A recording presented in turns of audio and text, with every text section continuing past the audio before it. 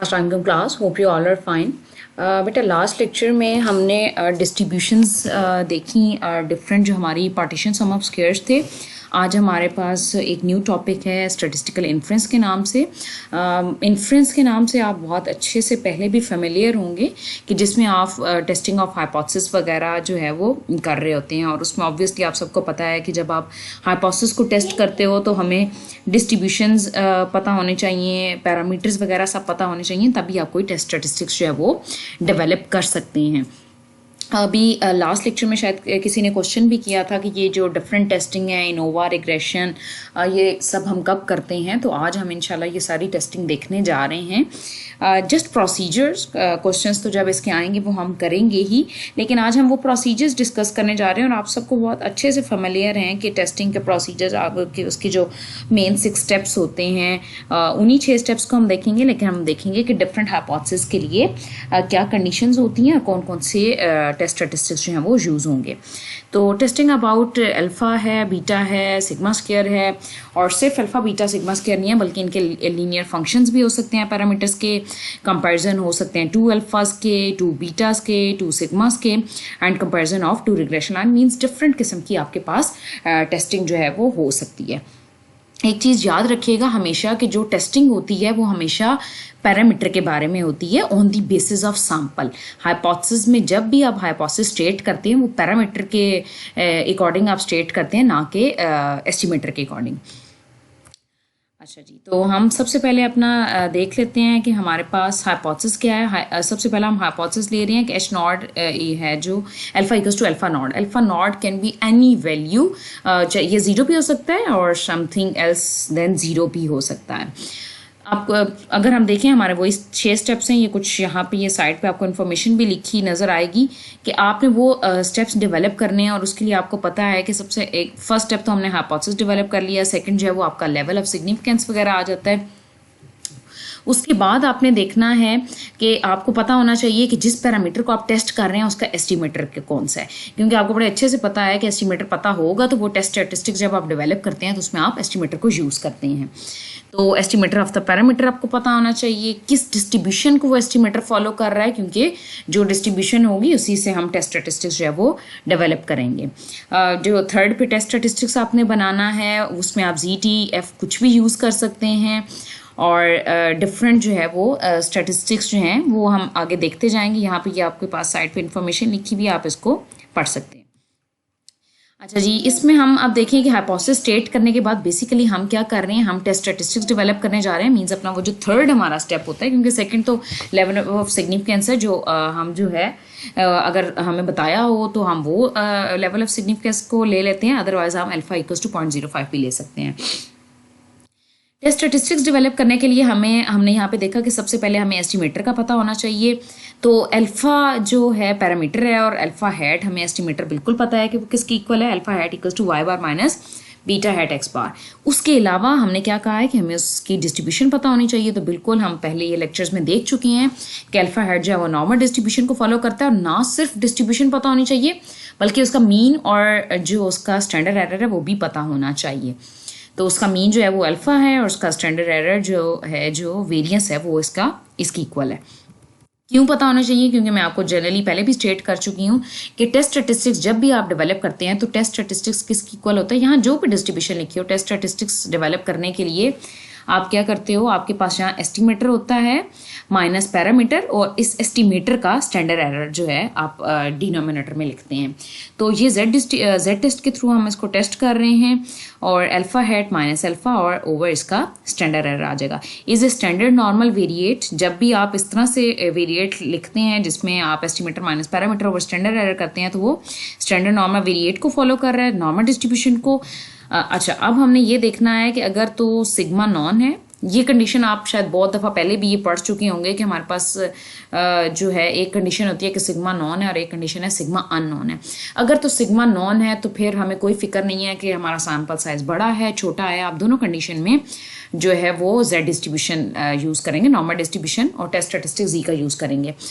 और अगर हमारे पास इफ सिग्मा इज अननोन, फिर हमारे पास कंडीशन है कि if we have sample size greater than 30 then we will go for Z test statistics, and if sample size is less than 30 and also sigma is unknown, then we will opt t statistic. तो T statistics by definition आपको मैं define कर चुकी हूँ, ये last lectures में भी discuss हुआ था. By definition T is the ratio of standard normal variate over chi square divided by degree of freedom, उसका स्क्वायर रूट के. ठीक हो गया. तो हमने टी डिस्ट्रीब्यूशन, टी स्टेटिस्टिक्स भी यूज़ हो सकता है, और ये भी आपको अगर याद हो तो लास्ट लेक्चर में ये चीज़ें डिस्कस हुई थी कि ये वैल्यू काई स्क्वायर और डिग्री ऑफ फ्रीडम की हम वैल्यू निकाल के, इसको आई गेस मैं दोबारा डिस्कस नहीं करूँगी क्योंकि लास्ट लेक्चर में आपको ये मैं बता चुकी हूँ. डिग्री ऑफ फ्रीडम से डिवाइड किया, सिग्मा एट स्क्वायर की वैल्यूज़ निकाली, और फिर वही वैल्यूज़ आपने इसमें पुट कर देनी है, तो आपके पास टी स्टेटिस्टिक्स जो है वो डेवलप हो जाएगा.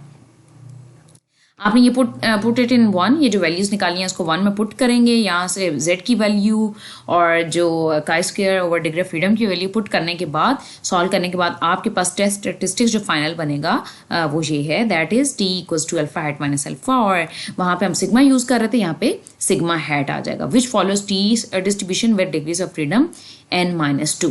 n-2 इसका डिग्रीज ऑफ फ्रीडम होएगा.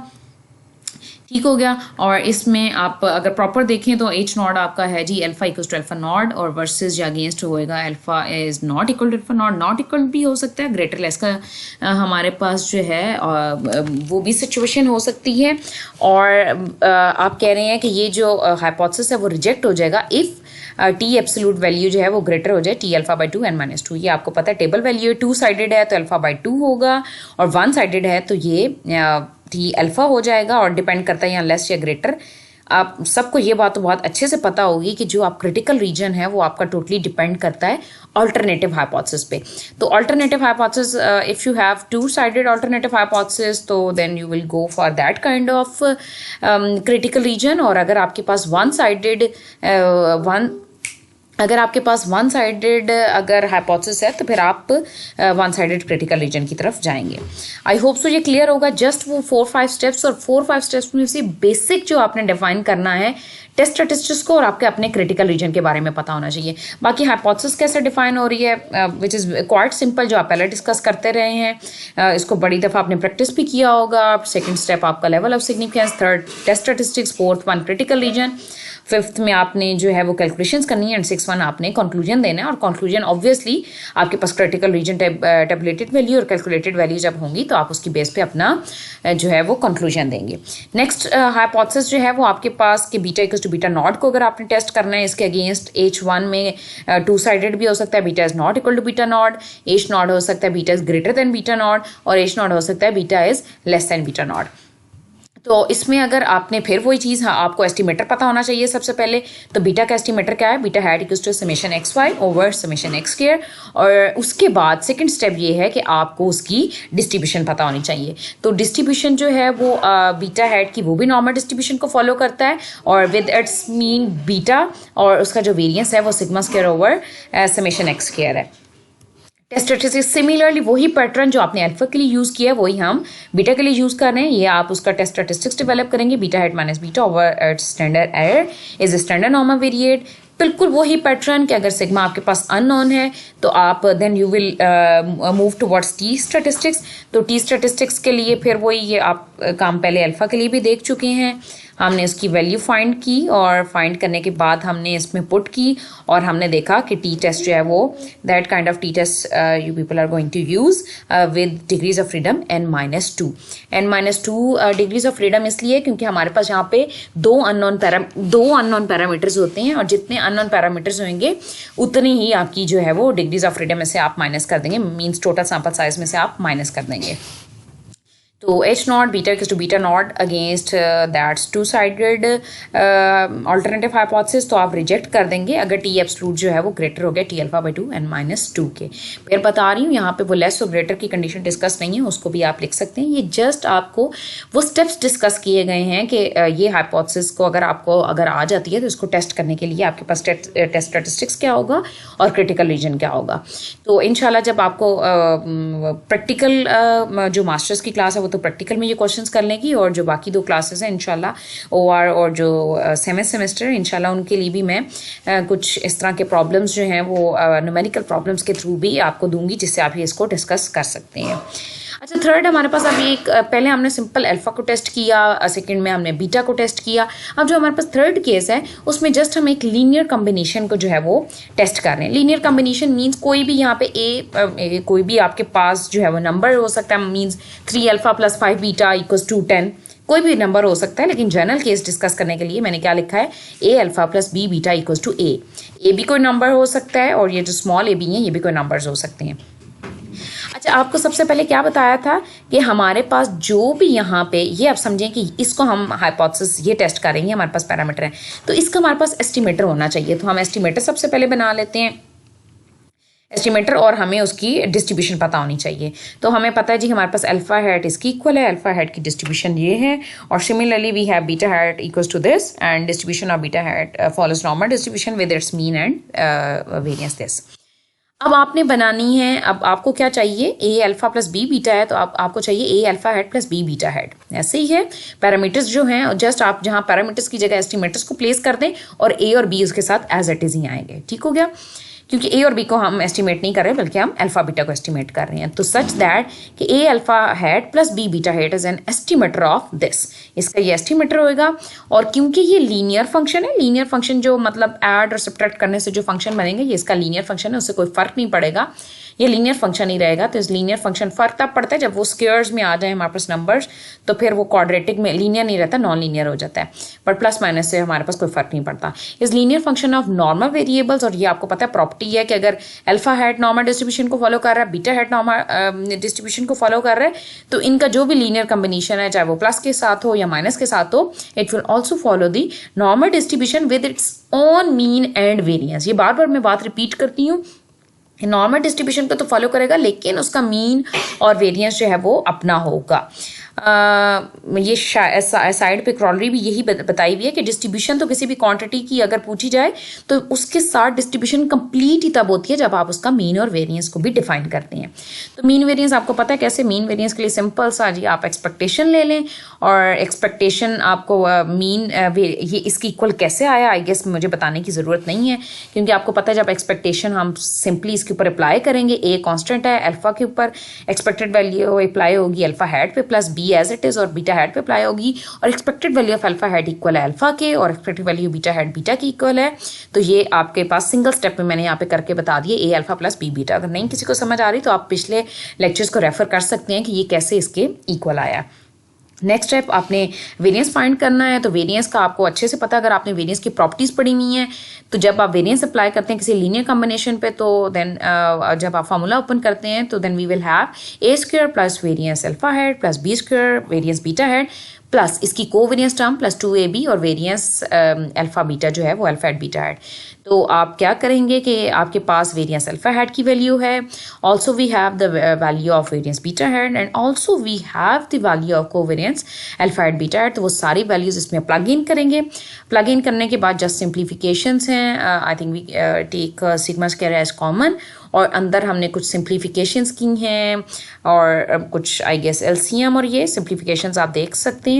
और उसके बाद ये स्क्वायर ओपन था, स्क्वायर को हमने क्लोज कर दिया। जैसे आप ए माइनस बी का होल स्क्वायर ओपन करते हैं उसी तरह हम उसको क्लोज भी कर सकते हैं, तो इसको हमने क्लोज किया है। और इसकी जो सिंपल फॉर्म हमने कुछ ऐसे बनाई है कि ये स्टैटिस्टिक्स आपको मैंने बताया है, बड़ा आसान है डेवलप करना। Estimator minus it's parameter and over standard error of this estimator. तो स्टैंडर्ड एरर क्या है, जब आप इसका स्क्वायर रूट ले लेंगे तो ये आपके पास एस्टिमेटर जो है वो टेस्ट स्टैटिस्टिक्स आपने डेवलप कर लिया विच फॉलो स्टैंडर्ड नॉर्मल वेरिएट। ठीक हो गया, स्टैंडर्ड नॉर्मल डिस्ट्रीब्यूशन को फॉलो कर रहा है। सेकंड केस वही पैटर्न बिल्कुल कि अगर आपके पास सिग्मा अननोन है तो हमारे पास क्या कंडीशन बनेगी, if we have sigma unknown तो फिर हम टी की तरफ मूव करेंगे। बाय डेफिनेशन आप टी को ऐसे डिफाइन करते हैं, आप इसकी वैल्यूज जैसे हमने पिछले केसेस में वैल्यूज इसकी आइडेंटिफाई की आप यहाँ पे फाइंड करके जस्ट इसमें वैल्यूज प्लग इन करेंगे, सिंप्लीफाई करेंगे and you people will get the value of T statistics. T statistics distribution T distribution को फॉलो करेगा with n-2 degrees of freedom और फिर आप उसके क्रिटिकल रीजन को भी डिफाइन कर देंगे। अच्छा, यहाँ पे ग्रेटर इक्वल, पीछे शायद सिर्फ ग्रेटर था। एब्सोल्यूट जब टू साइडेड होता है तो ग्रेटर इक्वल, आप समटाइम खाली ग्रेटर भी लगा देते हैं, बट ग्रेटर इक्वल मोस्टली अगर आप लिखें कि अगर हम लिखते हैं कि टी एब्सोल्यूट जो है वो ग्रेटर इक्वल वैल्यू हो गई टी अल्फा बाय 2 या डिग्री ऑफ फ्रीडम n-2, तो आप उसको रिजेक्ट कर देते हैं।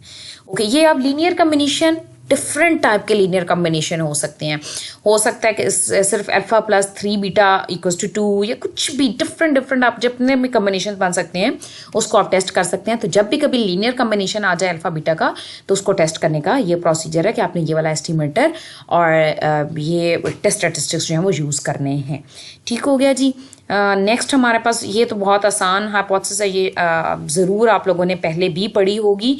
जस्ट आप सिग्मा स्क्वायर की जो है वो आपके पास हाइपोथेसिस को आपने टेस्ट करना है, दैट इज सिग्मा। सिंगल आपके पास वेरिएंस है तो सिंगल वेरिएंस को सिग्मा स्क्वायर की टेस्टिंग आपको बड़े अच्छे से पता है, आप काई स्क्वायर से करते हैं। इसकी मैं डेप्थ में नहीं जाऊंगी, जस्ट आपके पास ये अनबाइज्ड एस्टिमेटर आपको पता होना चाहिए। सिग्मा स्क्वायर का क्या है, सिग्मा हेड स्क्वायर, या आप रिग्रेशन में आपको पता है जब सिंपल लीनियर रिग्रेशन में सिग्मा स्क्वायर का जो पैरामीटर होता है वो इसकी इक्वल है, आप फाइंड कर चुके हैं। और ये किस तरह से काई स्क्वायर को फॉलो करता है ये भी आपको बड़े अच्छे से ये पीछे हम कर चुके हैं। तो ये आपके पास एक टेस्ट स्टैटिस्टिक्स जो है वो डेवलप हो जाएगा। अच्छा, ये यहाँ पे मैंने बता दिया कि जब आप सिंपल लीनियर रिग्रेशन को डिस्कस कर रहे होते हैं तो उस टाइम आपके पास सिग्मा हेड स्क्वायर या एस स्क्वायर आपने नहीं लेना, बल्कि आपके पास जो अनबाइज्ड एस्टिमेटर है वो ये होगा। तो इस तरह से आप ये वाली हाइपोथेसिस को टेस्ट कर सकते हैं। विच follows chi square distribution with n-2 degrees of freedom, और इसके साथ मैंने क्रिटिकल रीजन भी बता दिया कि ये क्रिटिकल रीजन जो है वो इसका हो सकता है। बाकी इसके दोनों केसेस और भी राइट टेल भी डिस्कस किया, लेफ्ट टेल भी डिस्कस किया, वो आप दे सकते हैं। इसकी डेप्थ में मैं इसलिए नहीं जा रही क्योंकि ये आई होप सो कि आपने ज़रूर पहले अगर हाइपोथेसिस टेस्टिंग पढ़ी है तो आपने सिंगल वेरिएंस की टेस्टिंग पढ़ी होगी। इसी तरह कॉन्फिडेंस इंटरवल अगर डेवलप करना हो, कहीं मैंने जैसे पीछे मैंने वो बताए हैं, नहीं भी आपको कॉन्फिडेंस इंटरवल अगर यहाँ पे फार्मूलाज लिखे नज़र आ रहे हैं तो चैप्टर 21 शेर मोहम्मद चौधरी साहब की जो बुक है introduction to statistical theory part 2, उसको चैप्टर नंबर 21 को अगर आप फॉलो करेंगे तो उसमें आपको कॉन्फिडेंस इंटरवल भी मिल जाएंगे। और याद रखिएगा, जैसे मैं आपको टेस्ट स्टैटिस्टिक्स डेवलप करने के लिए मैंने एक जनरल फार्मूला बताया हुआ है कि एस्टिमेटर माइनस पैरामीटर ओवर आप उसका स्टैंडर्ड एरर को जो है वो डिवाइड कर देती हैं।